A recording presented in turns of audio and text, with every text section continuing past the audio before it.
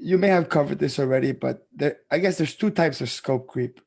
The one the one that you agreed that that wasn't part of your job, and the customer will pretend like they didn't understand or you didn't have the conversation, which is it has a whole level of complexity by itself. And and there's the one that was not discussed, right? That it catches us by surprise completely. And I think it is important to be able to separate the two, compartmentalize the two, be able to treat each one as its own little monster, just because it's just not good or not healthy to treat the client negative when they ask you for something that you guys just didn't discuss. I mean, Mhm. if the client's making the assumption you're going to do it, that should be flattery, not anything else, Right. right? That means that they're entrusting you with more stuff. Now, if you didn't discuss it, that could have been two reasons. One, your conversation, your onboarding conversation just wasn't good enough, right?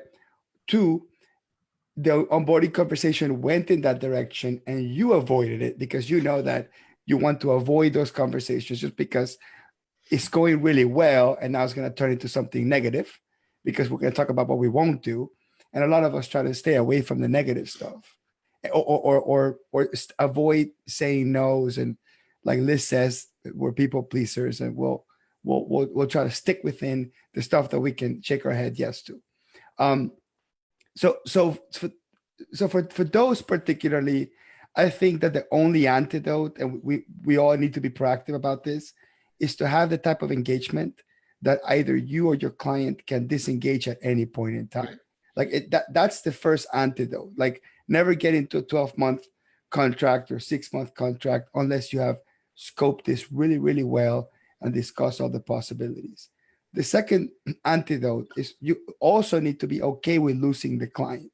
You have to have the confidence. You have to have the pipeline. You need to have the um, just the cash flow, I guess, to be okay with losing the client. When that non-scope or out of scope item comes in, if you can't afford to lose the client, you're probably just going to say yes to it. And the So I think problem, that that's a mindset. yeah, yeah, but The mindset is you can't afford to lose the client, Right. but if you right. have a bad client, you can always afford to lose them, Well, yeah, regardless of cash flow. that's true. I was talking.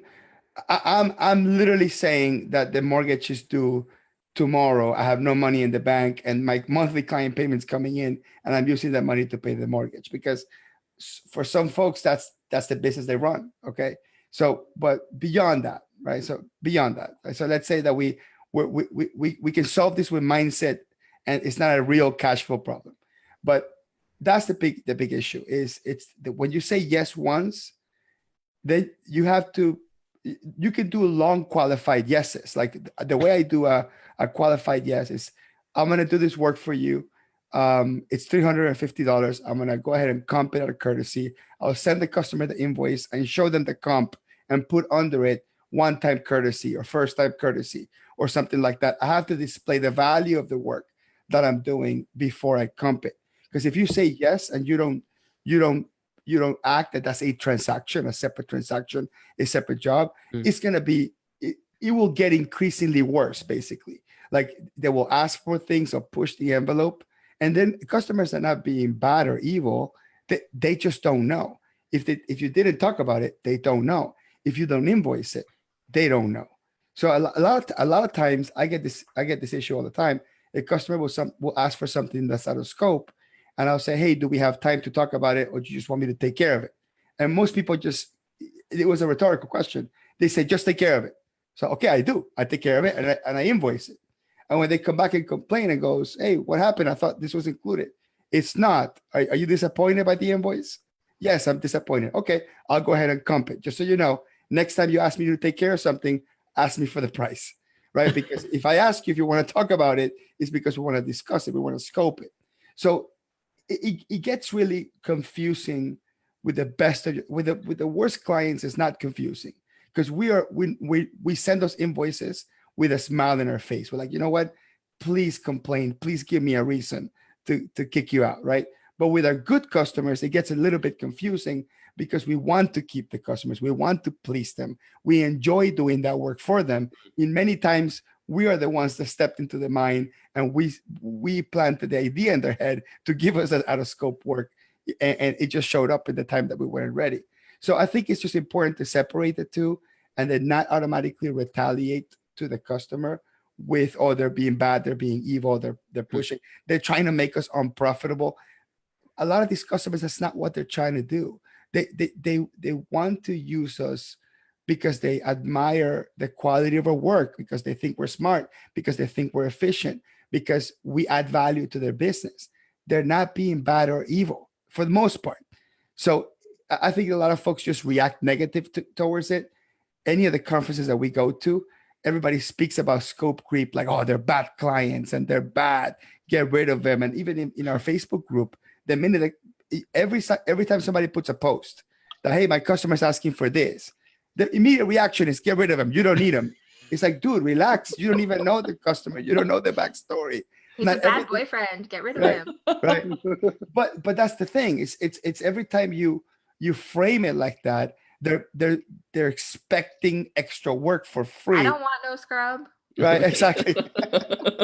but I mean, I think that may be one of the challenges, is that people automatically think this is the customer doing something wrong. And I think for the most part, scope creep, it's our own fault for two reasons. One, because we didn't talk about it. If we are the experts, why can't we foresee this? If we are niche and specialized and we work with the same type of client over and over and over, couldn't we have this conversation up front? Like, hey, by the way, a lot of my customers, this happens to us in the first 3 years of our engagement. IRS letter comes up. How would you like me to deal with that? The banker calls to ask a question for a line of credit increase. How would you like me to deal with that? The lawyer's asking me a question about whatever. How do you want me to deal with that? An ex-employee is complaining about the W-2 amount. How do you want me to, you're supposed to be the one that knows this stuff. You have to have this conversation up front. So I invite you, or anyone that's looking at this, has ever looked at scope creep as this big evil thing, to look within yourself. What could you have done better in your communication, in your onboarding, in the way you talk to your client, and the way you react to it, to prevent it from happening? We use a tool called Active Collab, which is a project management tool, and we invite our clients in to see their project so they can see what's happening. We also use Flowcast, which we don't invite our clients into unless they're being audited, because then we create all the audit work papers through there, which is really awesome as well. But in Active Collab, you can see kind of the specific projects that we're working on, and then any out of scope projects as well. So they know, and they can see how much time has been put into it, because we do bill out of scope generally by the hour. We do project-based out of scope as well as a choice with our clients, but most of the time they choose to bill by the hour, which I don't know why, because they end up paying more, but whatever. So to deal with like out of scope in general, we do try to set expectations up front, which can be fun and difficult. And then I also changed the way we did our proposals, because originally we were doing proposals with like 3 packages, and then we're like, pick a package, right? Like, what do you want? And then, clients don't know what they need at all. And so I was like, they kept picking the cheapest package, and I'm like, this is bullshit. Like, you're not going to get what you need, and then you're not going to be happy with us. So many of those relationships went sour because they're like, we need more. And I'm like, you have to pay for it. And they're like, oh no, I'm used to paying $1,000 a month. I'm not going to up services. Like, you just need to be better. Liz, can I ask you a question? Yeah, absolutely. You're offering a package that you know for a fact is not good for them or too little for them. I did when I started. I don't do that anymore. This is like the how to mess up and learn from it thing. Let's see if we can extract what seems to be an incredibly important nugget of knowledge here, is that the customer's used to paying a certain dollar amount, or is coming from a different accountant, and their expectation is a different dollar amount, or maybe they never had an accountant and they came to you and said, hey, we got a quote from Joe Blow accountant down the street. It's $500 a month. We want to work with you to see if you could do something better for us or whatever. And what you're saying is, don't create an option that accommodates their expectation, or or their whatever they're comparing to, just because you want to give them an option that does that, Yep. if the services are going to be so limited that it's going to be a bad service anyway. Yep. So, Absolutely. so at least what you're saying, and I've said this in conferences before, you're saying that not the customers are not always bad because they're born to be bad. They can turn bad because of us. Oh, absolutely. Yeah. There's like multiple occasions I can tell you it was 100% my fault that those client relationships failed. Wow. And it was because I underquoted them and You underpriced it. You I underpriced underpriced it, it and I didn't underserviced. give them the service that they really needed for their business because they had budget constraints or expectations that were outside my power, and wanted to work with it. So I made it work. And then what happens is you force it to work at $500 a month, whatever it happens to be. Mm-hmm. What they really need at a minimum is a $1,500 a month service. You figured, hey, I'll get my foot in the door. I'll enamor the client. I'll help them make more money. Then it'll be easy for me to go from 500 to 1,500. And then you realize that that's very difficult to do. Yeah, it never works. Because they're anchored at that price. Yeah. You know, what's funny you can is justify anything when you're like trying to sell, right? and what's funny is, Liz, and you probably have seen this in both people leaving you and you taking new customers. Somebody would pay another accountant just because they're changing $2,000 before they pay you $1,500.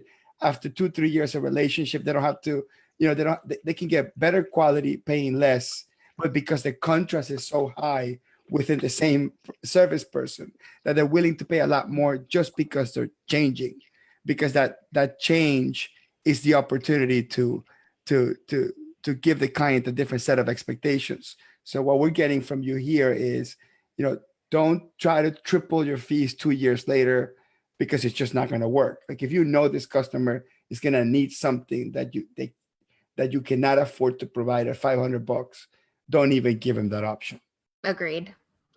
So we completely changed our proposal. So now we have a base package for the company that includes like just the basics, but we have everything else as add-on price with what they need. So we say you must have this plus accounts payable, plus accounts receivable, plus payroll for us to work with you, let's say, as an example. And then if they want to add controller services for that particular client, we can say that's an option for you.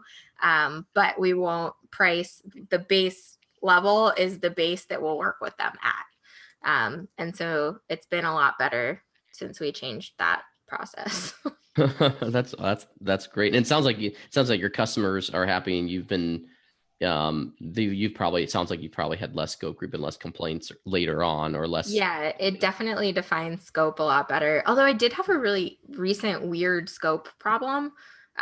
We had a client we were not doing tax for at all. We were only doing bookkeeping, and they started asking super complicated 83B questions, like out of the blue. So I get this email about this and I'm like, that's bizarre. So I responded with like this is how it works for super high level, like, maybe a 10-minute email, good luck, right? Like, maybe that's all they needed.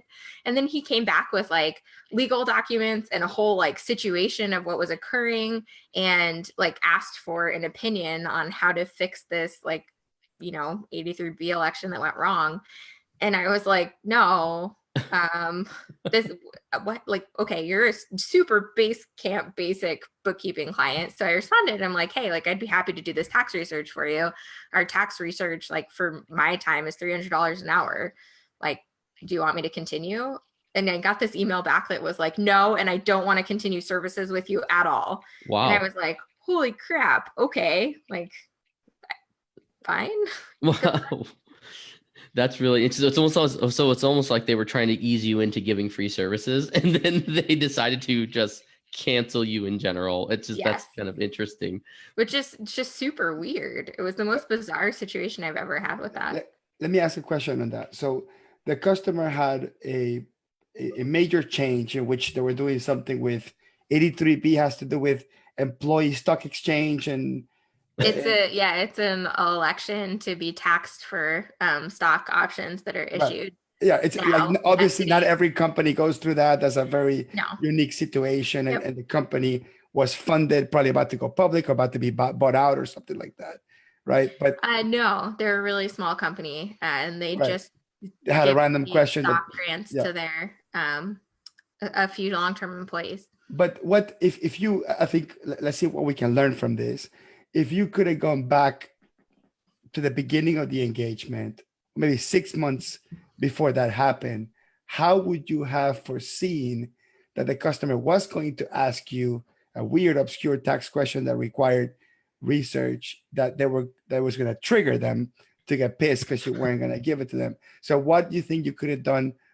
What could have you done? Obviously, there's a million possible things. And Yeah, honestly, I think it would go back to the onboarding. I'd have to talk to my implementation team and see what the conversations were at the start with them. I know from the start that they were very price sensitive.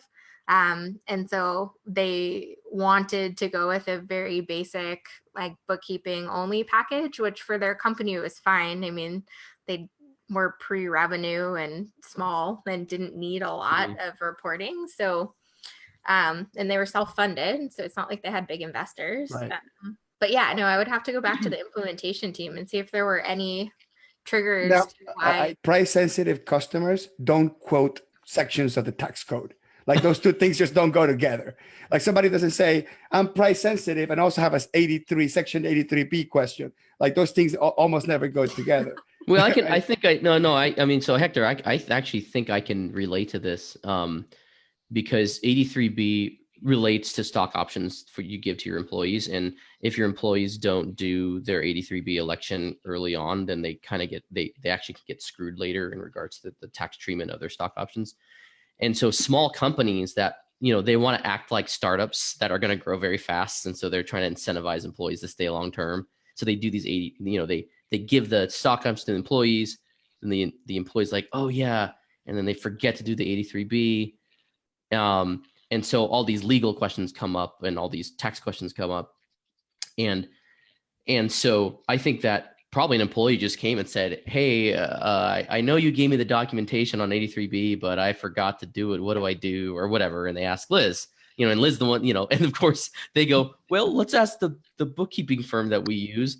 The owner's a great tax person. I'm sure she'll answer this for free for us, right? Like, I'm sure and it's like, that's a wrong assumption, a bad assumption to make. But I see price sensitive customers ask for free advice all the time. And they ask for free advice on the things that are clearly, as Liz, as you're saying, like, clearly it's like, first of all, this is like way out of your wheelhouse. You're a basic bookkeeping client. Yeah. It's like, why are you even, you're not even making revenue to worry about this. But and why are you even playing around with incentive stock options right now at your size? Right. And then secondly, like, this even relates to a kind of a larger question in my mind. Is it feel like those smaller clients that are price sensitive around scope creep, they tend to be the ones that force scope creep conversations more and don't want to pay for it than the bigger clients that, they're paying 3, 4, 5, 6,000 a month to you to do a ton of stuff. And they know, it's almost like they know preemptively they're asking you to do more. And and I'll have a client say, hey, I know this is out of our scope. Just charge me. They'll just say it. They're like, I know this isn't in our contract. Just charge me. And I go, why is it that the customer that pays so much more money is just ready and willing to pay more? And then the customer that doesn't pay money, doesn't pay a lot at all, is wanting to get nickel and dime everything out of you. I have no science around that. It just seems to be the feeling I get around dealing with customers. I don't know if that's common for you, Andrew. Is that a common thing for you? Yeah, and I think one of the things I was going to say is, there's a lot of psychology that goes into this too. I mean, it reminds me of the very first bad review that we ever got on Google is a client who actually came back to us fairly recently and signed up with us again. And when we signed him up, one of the conditions of signing up with us was he had to take down his Google review. But we asked him about it, and he said, listen, the reality was, it wasn't really you guys. I said it was you guys, but I was in a bad position in my life right then and there, and you guys ended up bearing the brunt of that. And I was just angry and a whole bunch of things. And I think particularly when you talk about startups who go through a lot of peaks and valleys, and especially when they're self-funded, the first thing that comes to my mind because of the bias of my recent experience with this client who came back to us, is are there other psychological issues there that are causing him to be an asshole? You know what I mean? And because it sounds like this guy was just being an asshole. It was weird. So, sorry, did I screw your rating again, Mike? Sorry. For the podcast, but you know, I think the reality is there's so much psychology in dealing with clients. You know, you're first of all going to get people who have bad days, good days, and how they take that out on you. But then there's also the fact that there's some people, and this can also be culturally based too. There's some people who feel like they have to haggle on everything. There's some people who feel like they got to get every dollar out of it. There's some people who have a different perspective on time, value, and money. And particularly those people who are earning a lot of money put a greater value on your time because they put a greater value on their own time.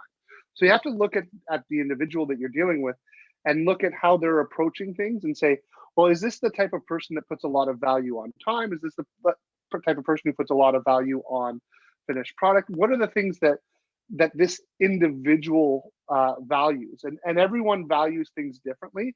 And how they'll approach it will be based on how they value things in their lives. And so I think it's not an easy task. It's an impossible task. But you've got to try to get inside their headspace to try to figure out, well, what's causing this particular issue? Because was it really like, and who knows, maybe it was an employee who came to him with an issue. And then maybe when he gave the response back, that employee's accountant was saying, okay, well, what about this? And he felt like he was being pinched between a rock and a hard place and didn't have the answers, couldn't afford to go to a tax accountant because he was self-funding and cash flow strapped. I don't know, who knows? Maybe he wasn't. But for whatever reason, he felt like you were the only person to go to, and felt for whatever reason that he was put into a bind, which in my opinion, he created. And I still think he was an asshole. But I bet if you could find out the psychology behind that, you probably could have potentially kept him. You may not have wanted to, but you probably could have kept him and helped him to realize, like, look, this is a complex tax scenario. I'm a bookkeeper. And let's make sure that we can connect you to the people who can ask that, or connect your employee or whoever the case is and get them the answers that they need. But yeah, that's me on my soapbox about psychology for 30 seconds. You got really deep. Hector, yeah, well, I know. Hector, you've got to have some thoughts about the psychology of clients. I'm not a psychologist, but I'll show you a document that I use when I'm doing my, at this point, a lot of these things I sort of know up front. And I modified it a little bit for the video podcast. In the YouTube thread, I'm pasting the link where you can download the document from my website. It's a document that I make public. Can you see my screen? Yeah, we see it. Okay. So I'm just going to parse out the questions that I ask people up front, and that will help me, maybe not so much with the psychology, but just kind of help me understand what they're thinking. One of them is, I definitely ask, right? I mean, I don't assume. I ask, have you worked with other accountants in the past, external bookkeepers, financial advisors? Yes or no? No, may I know who they are? Sometimes they'll give you the name, sometimes they won't. And just kind of go through that and then ask, what kind of work have they done? You have to ask this because a lot of us, our customers come and say, oh, I want to switch accountants, or I'm tired of my old accountant. But we fail to ask, what did they do? Or what were they engaged to do? Right. We just make assumptions that they do the same thing we do. And it's not always the case. So you want to ask, what type of work have they done before? So that will give you a whole bunch of information. The other question you want to ask immediately is, what have you liked from working with a previous professional? So you want people to tell you what they liked about it, right? So we liked the price, we liked the response time, we liked the presentation of the reports, we liked the fact that they were knowledgeable, we liked that we never got a penalty, whatever it happens to be. And then you move into, what did you dislike? So what did you dislike about working with them? And this is not to get personal about how they screwed up. You just want to know. You want the customer to say it. I dislike the fact that I didn't get any advice on X or Y or whatever. And they're telling you up front, everything they disliked about the other person is what they're going to dislike about you if you don't do it for free. Okay. And that's just a really important piece of this whole component. So if they mentioned 3 things they disliked, they didn't respond to me quick enough. I had a tax question. I was in the car dealership on a Sunday, and I wanted to decide whether I should lease or buy. And I called his cell phone, and he didn't answer. And it was crucial for me to decide, right? They're going to tell you that. And they're telling you preemptively, these are the things that I'm going to expect for you to do. Then I ask, how often do you expect? I don't say you want to. Do you expect to have a conversation with your accountant or external bookkeeper? I got to tell you, the more often you have conversation with your clients, the least likely you will have any scope creep. Scope creep almost happens when there's lack of communication, when there's lack of conversation. Because when you talk to them all the time, you can psychologically, and Andrew was talking about the psychology, you can psychologically start understanding what is it that they're getting into. So for example, I'll give you a guy's example. The customer, you're talking to them and they're telling you 3 months ahead that they're going to start selling in Amazon. Well, before the scope creep happens, when they say, oh, by the way, help me solve this multi-state sales tax issue that I have now, right? Which will be clearly a scope creep. You could tell them preemptively, by the way, before you get into Amazon, let's discuss what is it going to entail in terms of sales tax, because we're going to have a proactive sales tax plan for this, and we're going to have to charge you for this, or we can offer you a training service that will train you on how to do it. But you can tell this stuff beforehand. So a lot of the scope creep is just lack of communication. So do you build in a big scope for communication? Yes, of course. By the way, what does that look like? Well, we talk once a month for a couple hours. That's what that looks like. I mean, I don't know what the nature of your question is. And this document, is this what you're sharing? Is this like a part of the sales process, or is this like an onboarding? Once you have them as a this is a sales process. Yeah. By the way, there's no questions being asked on onboarding, right? The only question you ask is, where would you like me to place the file? What password should we put here? Onboarding, you're already onto the work. This is the sales process. You cannot give a price for a service or estimate a service until you understand these things. This is all sales process. Like, honestly, I don't even know what onboarding means, because to me, onboarding, I'm already working, right? All the expectation is set beforehand. So do you have another question, or can I go? Well, I just want to say you are a psychologist. I am a psychologist, right?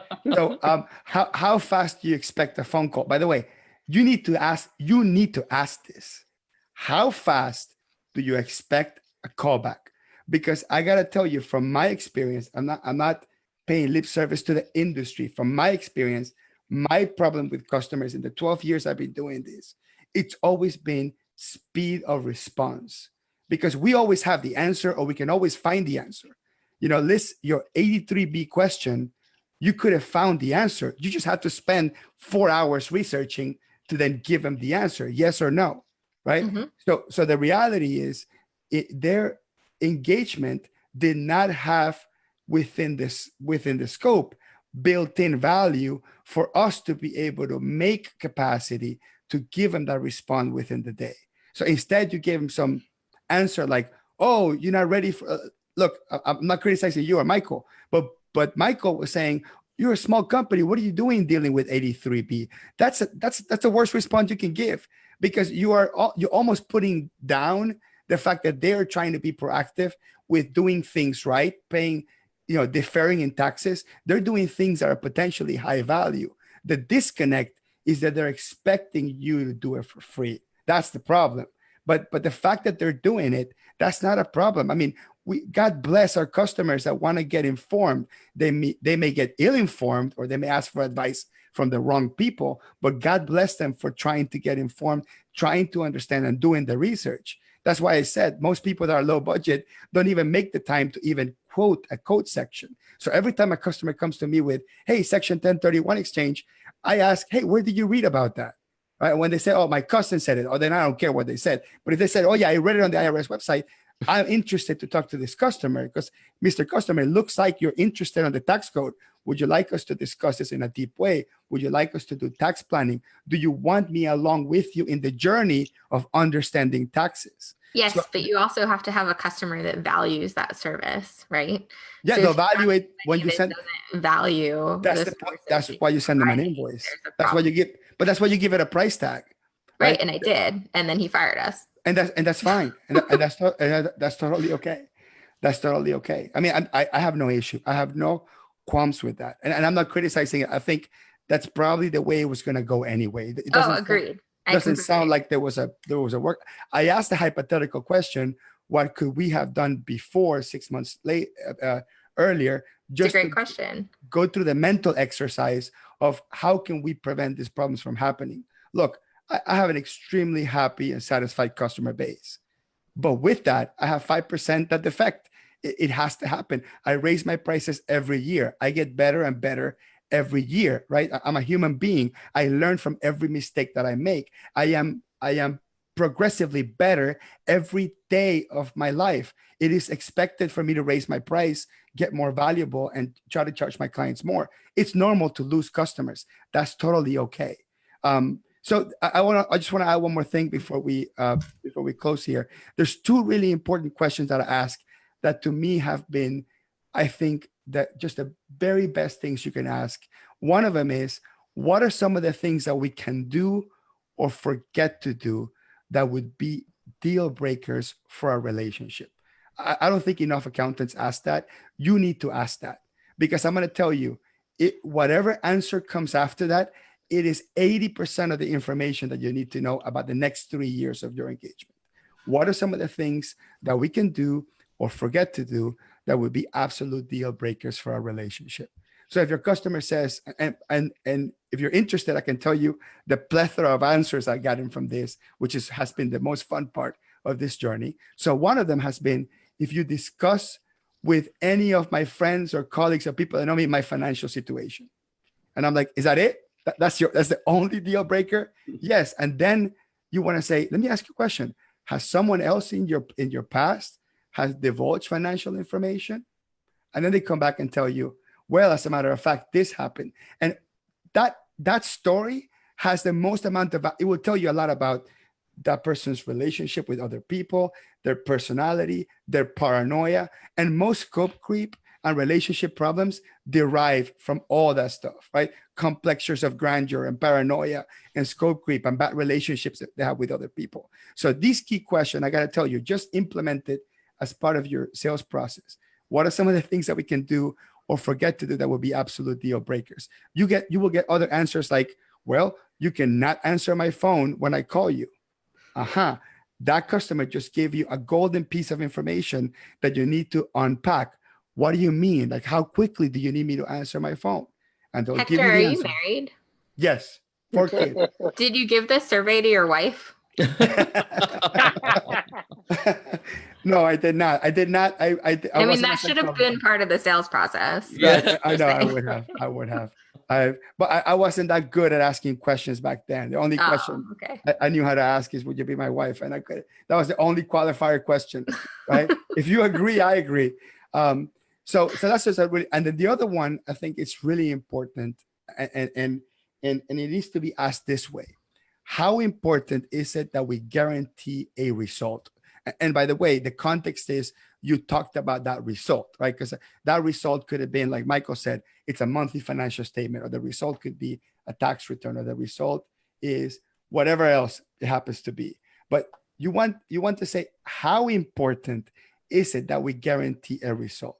Not our service is the best because we guarantee our results. You never want to say that, because what you have done is you have committed to a lot without knowing whether the customer values it or not. So when they tell you it would be very important that you guarantee this result. And then at that point, you want to unpack the result. And within that result is your scope. Okay, so in order to achieve this result, we need to be able to do this, and that. And because we guarantee it, we have to build in these 4 things. 1, a monthly call about this. 2, we have to charge you for written tax advice. 3, and it allows you to communicate that stuff up front. So anyway, that my document, it's available. There's a lot of interesting questions there. This one's really good. I think I like asking this one. Do you want a specific list of narrowly defined sets of services, or are you looking for a broad or a dynamic scope of work? I like that question too, because the client will say, well, define a broad and dynamic scope of work. And then you can say a third party story. For example, I had a customer like yours that we agreed to do this. And then in the middle of the year, they had one really big issue where they were getting divorced and they needed a lot of advice for me to talk to their lawyer about the entire financial situation. And they asked me 20 questions per hour about, what do my assets look like to the other lawyer? How do I protect myself, et cetera, et cetera. And that's something that I could not scope for because no one ever hires me saying, by the way, I may get divorced in the next 3 years. So I may need extensive accounting work to go with it, right? That never happened. So you tell a story like that where the customer goes, and by the way, that's a made up story. That's never happened. But made up stories are the best way to illustrate a point. And then they come back and say, that's interesting. Like that, a whole bunch of other things could potentially happen. And then the customer will say at that point, and all the customers react, well, I think that could happen. I think I could have a random thing come up and I may need your help. And I tell my customer, do you want me to charge you for that up front, or would you like me to give you a price when it comes up? And they always say, no, I'm cool. Give me a price when it comes up. And they have just given you open license for you to price every single piece of out of scope work. But you have to have the conversation before, like this doesn't happen magically afterwards. And I got to tell you, I do this exercise with only the biggest engagements, with the biggest clients. With the little stuff, I tend not to have this conversation. And we always tend to have a scope problems. But the little ones, I don't care about losing, which alluding back to what I said earlier, I'm okay with losing them. I didn't place all my stock on me being able to get paid from that customer for me to move forward. But on the big ones, the ones that I've shift major resources to work around because they're paying the big bucks, I need to have those deep conversations. That way they have to give me a license to price out of scope work. Do you do this always? To predict divorces. Yeah, say it again, Liz. Yeah. And be able to predict divorces. Yeah. Right. Yeah, well, hang on a second. 50% of marriages end up in divorces, right? Isn't that like the statistic? So if you have a customer that is married and you have 100 customers that are married, within your lifetime, half of them will get divorced. Now, that's not always an accounting issue, but in my experience, I've had to get involved many a times with the mediation of the information flow that goes to attorney A, attorney B, right? And I'm the witness. Do a whole episode about that. Oh, we can. And by the way, not all divorces are marriage divorces. We talk about partnership divorces too, right? Quite a few of those. But many a times. And I, every time I have a partnership divorce, especially 50-50 are the worst. 3 ways are actually much easier to deal with because we got 3 ways are easier to deal with. Yeah, well, depending on which one, I guess. Hector's about to cause a podcast divorce here tonight on this show. But like it's the podcast is Michael, Andrew, and I. It's a 3-way. It's easier because you got the Tell me about it. You got the 2-1 vote. The 2-1 vote is a powerful thing. My partnership with my 2 partners in my business, it's 3 of us. The 50-50 problem always happens because in a 50-50, there's a lot of unspoken stipulations that everyone takes half the load, right? And half the load, it's a very personal and subjective concept, right? And every single person thinks that they've taken 80% of the load on both sides. Like when I speak to both partners, they're like, I do all the work, he does nothing. And now I go back to that person, I do all the work, he does nothing. And then you're literally in the middle of that problem. So 3 ways solve everything. See, a 3-way solves the problem. So divorces are not only man and wife, it's also partnerships. And that's really what I meant by the potential messiness of that. And if you, in the sales process, no one ever thinks about exit. I always think about exit. When someone starts a business and they come to me for business advice, the first thing I say is, what happens if this guy dies? Mm-hmm. Or what happens if this guy moves to Spain? What happens if this guy loses interest in doing this anymore? What's your move? Well, we didn't think about that. Yeah, I could go tell back. You, Hector. Yeah, I would say, Hector, I would say that list you shared, it's cool. half that list would drive me and my sales guy crazy. I'm just gonna tell you that much. And we're willing to take the risk, kind of like you're willing to take the risk of scope creep on small clients.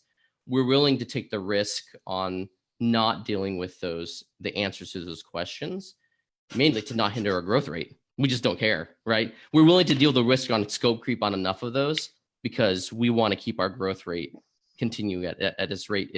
Those are good questions to have a thorough client. They're also great questions to slow down growth.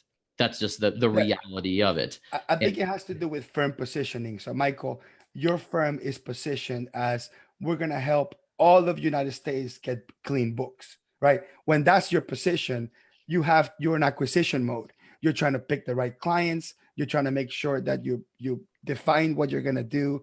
And then if something, goes out of scope, you can have that conversation. But in my case, I position myself as an advisor. I have a podcast called The Art of Advisory. I'm writing a book called The Art of Advisory. I put the word advisor everywhere. I talk about my job is to help my customers take vacations.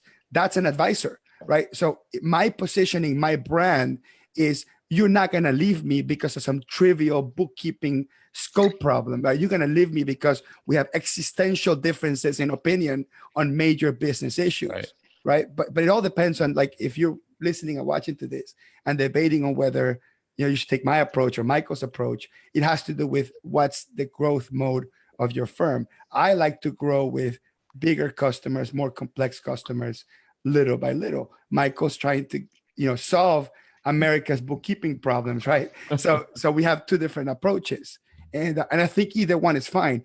If you take Michael's approach, just be okay with losing customers. That's it. I mean, that's. So Hector, what's your normal life cycle of a client? How long does a client normally stay with you? 2.5 years. I done the math. Michael? Already. Yeah, it's no different. Yours? That's no different. It's okay. Same. Yeah, it's just the same. It's just, but one thing is, we pride ourselves on having clients leave us, right? On good terms, right? On good terms. On good terms, right? Because so you said you're a travel agent and you pride yourself when clients leave. Okay. No, I get it. Particularly because when my clients leave me in good terms, it's because they don't need another accountant. Because I've trained the CFO, the bookkeeper, they can take care of everything themselves. They can even file their own tax returns because their books are so damn clean that they only need me. They're not my client anymore. They're just basically on demand. They don't need me for hand holding anymore. That's my ultimate goal, is to hand the power of accounting back to the accountants. So you're running an education business. It kind of is. In many ways, I actually would love to dismantle the whole accounting industry because it's a whole bunch of bollocks. Like the fact that someone pays someone else to do data entry for the sensitive financial information is the most ridiculous thing out there. Accounting should be done in-house, like in every country on earth, right? People always have an in-house accountant. America and Canada is the only place on earth where people outsource their accountants. It is absolutely insane. One of my goals is to bring that back in-house. Now, I can't bring tax research in-house because that's complicated. You need a professional for that. I can't bring long-term corporate structure strategy in-house. You need a professional for that. But a lot of the stuff that we do, reconcile the books, pay bills, integrate apps, that should not be done by a third party. I mean, that's what I believe. Unfortunately, the reality is people want to use a third party and we make money with that. That is our business. But my goal is I disagree with you that America is the only place where that happens. It's outsourced all over the world. And that's well, I think we could. I think we may have to define certain. Okay, let's define some terms. And calling bookkeepers data entry people is probably not the well. I'm not calling. No, that's not what I said. Don't put words in my mouth. I didn't say bookkeepers are data entry people. I'm saying they're doing data entry. It's two different things. What I'm saying is, for example, in my home country, which right now is like super poor, every company has an internal accountant. It's like you can't have a business without an internal accountant. An internal accountant is a function within the business, just like a salesperson and a manager and an operator. An internal accountant is a function inside of a business. Every business needs to have an internal controller. The challenge is, especially in the small business arena, is that companies tend not to have enough cash flow or money to pay a decent person $80,000 a year to be the internal controller. So it becomes more cost effective to pay $500, $1,000, $1,500 a month to an outside company that can do essentially the same work at a fraction of the price. I understand that, but I believe in the power of handling your accounting in-house. And a lot of countries, I'll take back what I said. Not every country, there were a lot of countries, this is the norm. They have an internal accountant, an internal controller. I can count with my fingers the number of customers when I first started my bookkeeping firm that had an internal controller because they're looking to outsource the bookkeeping. So I like to work with companies that find value on running accounting in-house. And I become the transition to that. So when I say I like for them to leave me, is because they left me for the right reasons. That's why I say it like that. And even with that, I have customers that I've had for 12 years. They just never got big, and they can never make that step where they can afford an internal controller. But that's really what I meant by that. And a lot of these stuff like data entry or whatever, these are things that I want to teach them how to automate themselves, right? But a professional bookkeeper has a place or has had a place for a very long time. But I still think that those professional bookkeepers could do more complex work and teach their clients to do the simple stuff. And in many ways, they need to position themselves for that because technology is going to set the expectation that customers can do this in-house. But technology is going to facilitate the basic entry part of it, correct, and facilitate the majority of what is happening at the base level, but it will never replace the role of an advisor. And you said something earlier about really positioning yourself as an advisor, and then said that you think this should all be done in-house. And I think that those are two contradictory thoughts, because as an advisor that sees many different businesses and has this depth and breadth of knowledge, you're able to provide way more advice to your clients and help than they would be able to attract an internal talent person to do.